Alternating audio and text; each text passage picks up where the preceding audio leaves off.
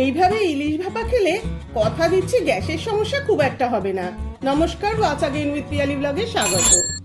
সাদা তিল, কাঁচা লঙ্কা, পোস্ত, অবশ্যই সাদা সর্ষে আর কাজু শিলের উপর দিয়ে একটু লবণ দিয়ে বেশ নিফাস করে বেটে নিন তো।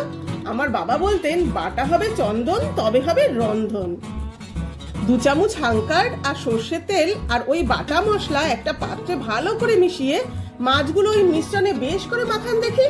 ও, আগে থেকে মাছে নুন হলুদ মাখানো ছিল কিন্তু, আর বাটনাতেও নুন দিয়েছি, তাই পরে লবণটা কিন্তু একটু বুঝে দেবেন।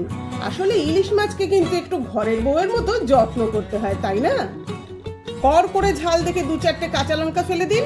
মাইক্রোওভেন থাকলে 5 মিনিট রান্না করুন, আর গ্যাসেও যেভাবে ভাপা করে সেভাবে করে নিতে পারেন। আর ভাত বসিয়ে মোবাইল ঘাটবেন না যেন। নিন ঝুরঝুরে এক থালা ভাত নিয়ে এবেলা বসে পড়ুন দেখি। ভিডিওটি ভালো লাগলে সাবস্ক্রাইব করতে ভুলবেন না যেন।